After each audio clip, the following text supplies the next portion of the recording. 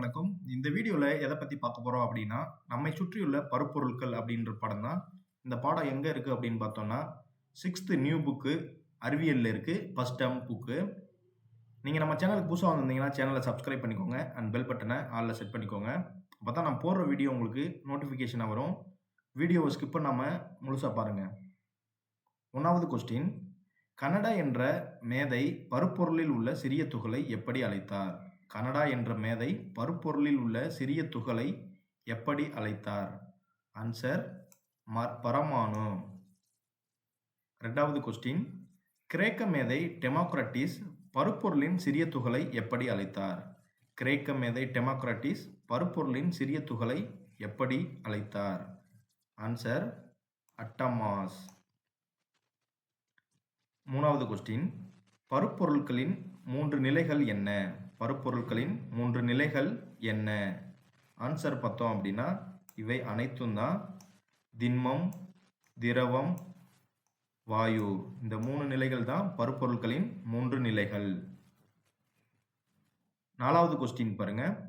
பருப்பொருளில் துகள்கள் நெருக்கமாக பொதிந்துள்ளதற்கு எடுத்துக்காட்டு. பருப்பொருளில் துகள்கள் நெருக்கமாக பொதிந்துள்ளதற்கு எடுத்துக்காட்டு. ஆன்சர் பார்த்தோம் அப்படின்னா கல். 5வது கொஸ்டின் பாருங்க. ஒழுங்கற்ற நிலையில் துகள்கள் அமைந்துள்ள பருப்பொருட்களுக்கு எடுத்துக்காட்டு. ஒழுங்கற்ற நிலையில் துகள்கள் அமைந்துள்ள பருப்பொருளுக்கு எடுத்துக்காட்டு. ஆன்சர் பார்த்தோம் அப்படின்னா நீர். 6வது கொஸ்டின். அதிக இடைவெளியுடன் எளிதில் நகரக்கூடிய துகள்கள் உள்ள பருப்பொருட்களுக்கு எடுத்துக்காட்டு. அதிக இடைவெளியுடன் எளிதில் நகரக்கூடிய துகள்கள் உள்ள பருப்பொருள்களுக்கு எடுத்துக்காட்டு. ஆன்சர் பார்த்தோம் அப்படின்னா காற்று. 7வது கொஸ்டின் பாருங்க. வாயு நிலையில் உள்ள பொருட்களை திரவ நிலைக்கு மாற்றும் நிகழ்வு எது? வாயு நிலையில் உள்ள பொருட்களை திரவ நிலைக்கு மாற்றும் நிகழ்வு எது? ஆன்சர் திரவமாக்கல். 8வது கொஸ்டின் பாருங்க. குறிப்பிட்ட வடிவம் மற்றும் பருமன் கொண்டது எது? குறிப்பிட்ட வடிவம் மற்றும் பருமன் கொண்டது எது? ஆன்சர் திண்மம். 9வது கொஸ்டின் பாருங்க. குறிப்பிட்ட வடிவம் அற்றது எது? குறிப்பிட்ட வடிவம் அற்றது எது? ஆன்சர் திரவம். 10வது கொஸ்டின் பாருங்க. குறிப்பிட்ட வடிவமோ பருமனோ இல்லாதது எது? குறிப்பிட்ட வடிவமோ பருமனோ இல்லாதது எது? ஆன்சர் வாயு. 11வது கொஸ்டின் பாருங்க. 2 அல்லது அதற்கு மேற்பட்ட அணுக்களின் சேர்க்கையால் உருவாவது. 2 அல்லது அதற்கு மேற்பட்ட அணுக்களின் சேர்க்கையால் உருவாவது. ஆன்சர் பார்த்தோம் அப்படின்னா மூலக்கூறு. 12வது கொஸ்டின் பாருங்க. 2 அல்லது அதற்கு மேற்பட்ட தனிமங்கள் வேதியியல் சேர்க்கை மூலம் உருவாவது. 2 அல்லது அதற்கு மேற்பட்ட தனிமங்கள் வேதியியல் சேர்க்கை மூலம் உருவாவது. ஆன்சர் பார்த்தோம் அப்படின்னா சேர்மம். 13வது கொஸ்டின் பாருங்க. 2 அல்லது அதற்கு மேற்பட்ட பகுதிப் பொருட்களால் உருவாவது.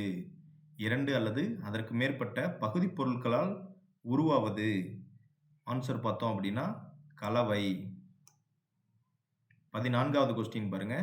நீர்மங்களில் கரைந்துள்ள திண்மங்களை பிரித்தெடுக்கும் முறை எது? நீர்மங்களில் கரைந்துள்ள திண்மங்களை பிரித்தெடுக்கும் முறை எது?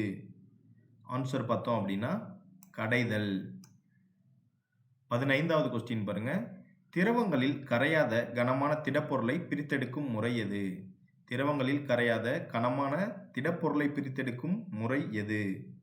ஆன்சர் பார்த்தோம் அப்படின்னா படிய வைத்தல். 16வது கொஸ்டின் பாருங்க. நீர்மங்களில் கரையாத திண்ம பொருளை பிரிக்கும் முறை எது? நீர்மங்களில் கரையாத திண்ம பொருளை பிரிக்கும் முறை எது? ஆன்சர் பார்த்தோம் அப்படின்னா வடிகட்டுதல். 17வது கொஸ்டின் பாருங்க. வேறுபட்ட பருமன் கொண்ட திண்மங்களை பிரிக்கும் முறை எது?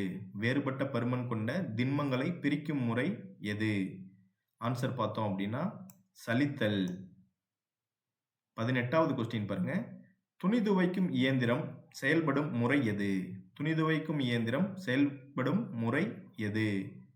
ஆன்சர் பார்த்தோம் அப்படின்னா மைய விலக்கல் விசை. இதை மைய விலக்கு விசைன்னு படிச்சிருப்போம். புக்கில் வந்து மைய விலக்கல் விசை அப்படின்னு போட்டிருக்காங்க. ரெண்டுமே ஒன்று தான். 19வது கொஸ்டின் பாருங்க. தானியத்தை சுற்றி காணப்படும் கடினமான அல்லது பாதுகாப்பான உறை எது? தானியத்தை சுற்றி காணப்படும் கடினமான அல்லது பாதுகாப்பான உறை எது? ஆன்சர் பார்த்தோம் அப்படின்னா உமி. 20வது கொஸ்டின் பாருங்க. நீர் சுத்திகரிப்பு இயந்திரம் செயல்படும் முறை என்ன? நீர் சுத்திகரிப்பு இயந்திரம் செயல்படும் முறை என்ன? ஆன்சர் பார்த்தோம் அப்படின்னா எதிர் சவ்வூடு பரவல். 21வது கொஸ்டின் பாருங்க. தர்பூசணி பழத்தில் உள்ள விதைகளை எந்த முறையில் நீக்கலாம்? தர்பூசணி பழத்தில் உள்ள விதைகளை எந்த முறையில் நீக்கலாம்? ஆன்சர் பார்த்தோம் அப்படின்னா கைகளால் தெரிந்தெடுத்தல்.